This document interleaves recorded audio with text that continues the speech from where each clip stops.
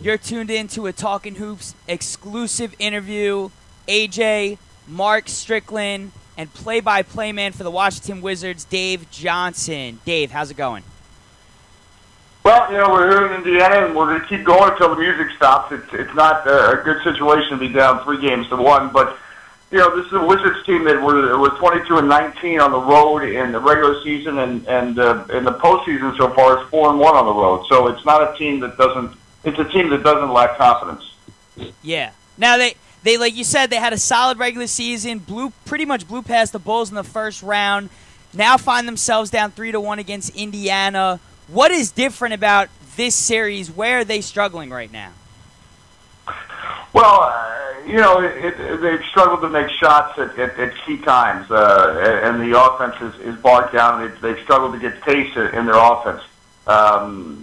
They came back to D.C. after losing by 4 points in Game 2, and they had missed 7 free throws, and there were a couple possessions there where they know that they should have had a different result, and they actually felt coming out of Indiana like they should have taken not just 1 but 2 games to start the series. Game 3 is really where the series turned, where the Wizards, played well on defense, but you could not make shots. Again, the Pacers are a very good defensive team, so you give part of the credit to that. But it was also a night where it's shots I've seen missed that I just did not see missed all year. Bradley Beal doesn't come off a screen at the elbow and typically miss a wide-open 15-footer. He's not going to make every one, but he missed several in one night. Or you can go right down the list from Game 3, and that certainly was a difficult one to swallow. And it looked like maybe they had bounced back on Sunday, but again, 18 fast break points in the first half, 0 in the second half. The game turned in the second half. The Pacers were able to reclaim the game and get the win, and now they find themselves in a 3-1 advantage. So, it's about trying to get those fast break points. It doesn't mean when I talk about pace that you're always going to get the number of fast break points, especially against the Pacers, that you want. But then if you're not getting it in transition, the ball just has to move better, and that means for the ball to move better, there's got to be better movement off the ball. So it's little details that the Wizards need to try to clean up and try to push the series back to D.C. Oh. All right, and now, inexperience with Wall and Beal, do you think that's playing a factor at all into this? I think the playoffs. I was just going to ask that. Sorry, good experience, but they certainly, they got through the first round against the Chicago Bulls. I think to Randy Whitman's point the other night, you don't want to make excuses.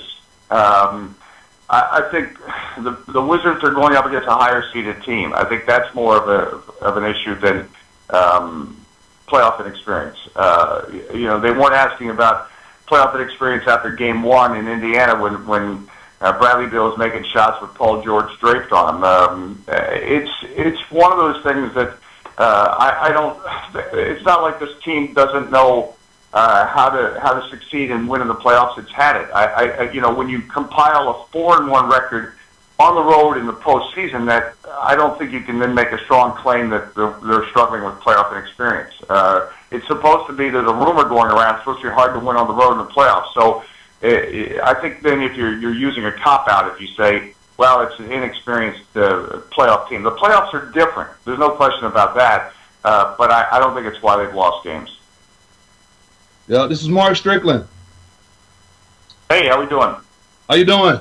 You keep talking about shooting. Do you think Washington is capable of having a game like they had in Game 1, shooting wise, for 3 games in a row? You think they're capable of doing that with all the adjustments that Indiana may make? Say tonight they come out and shoot well and win tonight, then they gotta go play another game at home.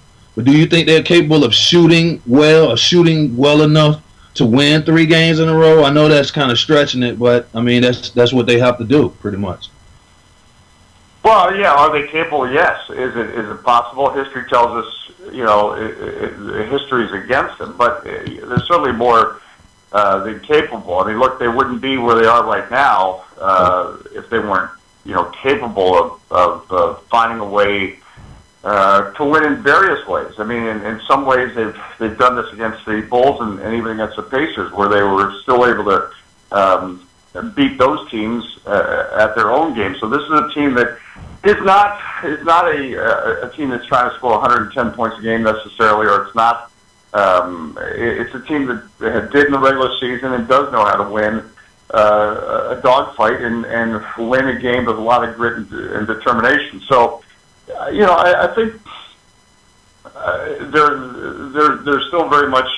They're in the series till the music stops. I mean, it's a tough time externally now because everybody is asking the questions as if the season is already ended. Internally, and as when you talk to players, it's different. Yes, it's the playoffs, but you know what? We got on a flight yesterday afternoon. We flew to Indianapolis.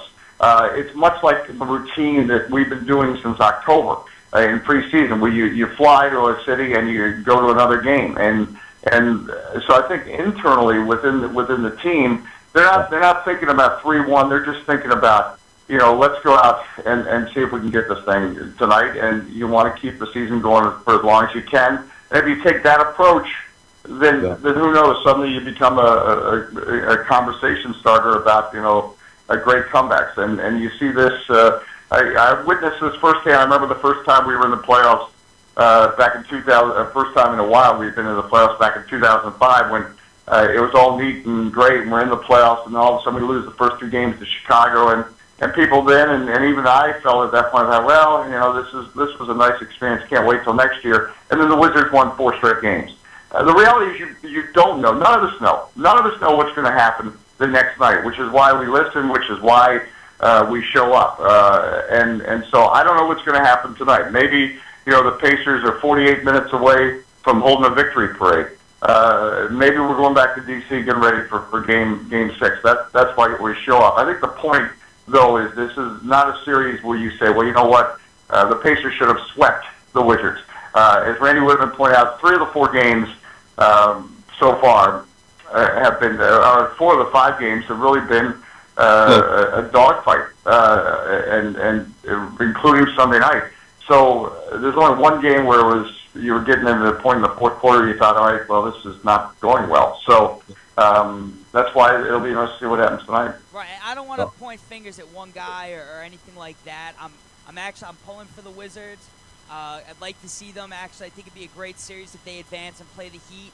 But, Nene has not been the same this series as opposed to the series against Chicago.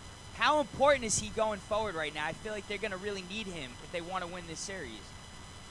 No, look, I mean, you got to make plays and make shots and this goes to everyone. I mean, Nene needs to have a good game for the Wizards to have success because it's not just about the shots with him. It's about how he facilitates what he brings to the team on the floor. I mean, they can run 30 possessions a game through him on offense, and that was one of the secrets or the success, not so much secret, it's well known to the Wizards' success in the regular season. The fact that they could play their offense through him, and that's why, when he missed 21 games late with a knee injury, the Wizards still persevered. It was part of the resilience of this team in the regular season. So, Nene helps in a lot of ways, and sometimes it doesn't even show up in the stat category. Maybe he's not going to get the rebound, but he's going to be the one that clears out half the city block that allows somebody else to get a rebound. So a good game will be important for him tonight. It's part of what the Wizards do. John Wall making more shots will be an important part. And again, the Wizards don't need John Wall to score 20 or 30 points or the point numbers he's certainly capable of. But they need John aggressive, in attack mode, penetrating, trying to get to the free throw line, but also just by penetrating, opening up the floor. So for him to be aggressive tonight will also be a key for the Wizards. All right. That was going to be my next question about John Wall. You've seen it in other series where, LeBron James last night, 49 points. You've seen it with Paul George. He stepped up for his team. You've seen it with the Clippers, with some of their superstars stepping up in key games. Do you think John Wall is capable of taking that next step of being that superstar? I mean, right now he's clearly a star in the NBA, but I think these next 3 games he has to be a superstar. He has to come out and really take control of the game, sort of like some of these other superstars are doing for their team. Do you think he's capable of taking that next step to being not just only a star but a superstar? Yes, I mean, look, a week ago, I remember being in the city, and the Wizards had won Game 1, and everyone was talking about just what a wonderful game John Wall managed, and again, he had helped. He's not a good postseason shooting-wise. I mean, look, it happens with all players. You don't want it to be, and he doesn't want it to be in the playoffs, but, you know, people have talked about, and that's why we look forward to the next game, and that's what makes the playoffs such a heightened experience, because you're playing the same team night in and night out. There are no secrets. Everybody knows everybody's play calls, for goodness sakes.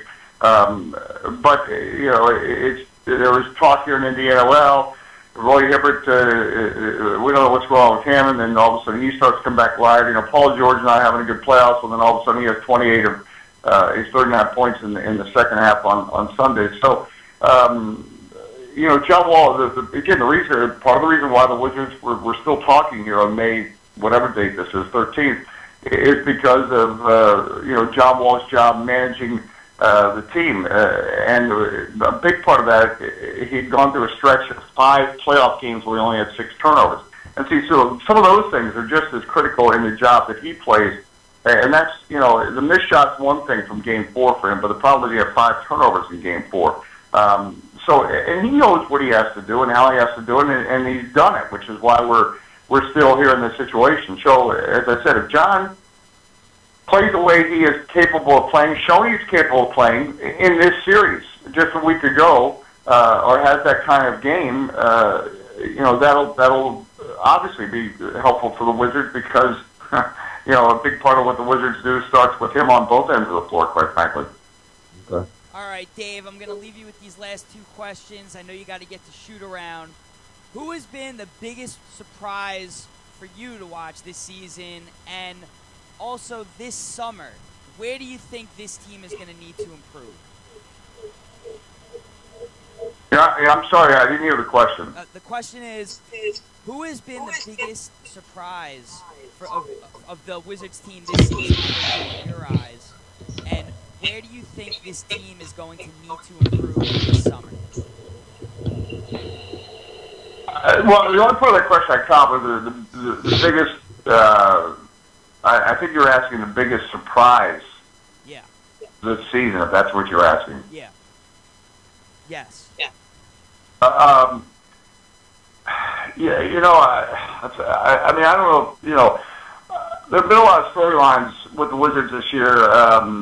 I don't know if I could come up with one big, if surprise would be the right word. I mean, Marcin Gortat, the acquisition of Gortat before the season started, and the impact he had on this team certainly was something we didn't necessarily expect because he was acquired so late in training camp, and he's a big reason why the Wizards are even in the playoffs. His ability to get I think it was 36 or 37 double-doubles in the regular season, and the grit and intensity that he brought on the inside in his offensive game. Trevor Ariza had just a tremendous year, not only with his defense, because he's the type of player that it seems like he knows the other team's playbook, but offensively, it's just been a great season for him, and obviously he was the difference maker in Game 1 of this series when the Wizards defeated the Pacers. So, basketball is very much a team game, so it's hard to put to one player. This team won is a collective group this year, and that, one night it would be Ariza scoring. I always tell the story when in the Chicago Bulls series. One night Ariza scores 30 because Nene's out of the lineup and they need him to. The next night he only takes 6 shots, but he gets 9 rebounds. He gets 3 steals.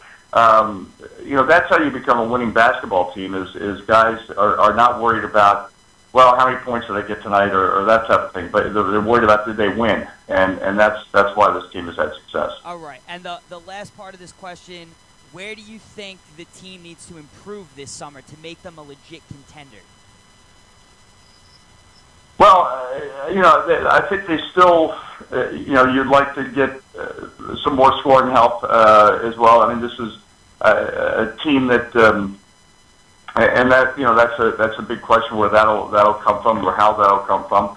But that's something that this team will be looking at. I think also long term they're going to be looking at the backup point guard situation because Andre Miller. Still is proven in this postseason that he can still deliver and perform. But obviously he's not a long-term answer. At the backup point guard situation, and then this team will have some questions to ask once the music does stop in the playoffs. Whether they can re-sign Trevor Ariza, whether they can re-sign Marcin Gortat, that'll be that have been critical pieces of the success this year. So. It's one of those things that happens with every team, even teams that win the title. Shortly after your playoff music stops, you have to reevaluate and figure out what the next move is and how you can get to that next level. But I think the important thing is that there's been a foundation built here, and it starts with the backcourt where if you look at John Wall and Bradley Beal, you feel pretty confident that you've got one of the youngest and most talented backcourts in the NBA, so then you try to continue to build around that. Definitely. All right, Dave Johnson, play-by-play man for the Washington Wizards. Thanks so much for checking in with us. Really appreciate your time. All the best. All right, take care.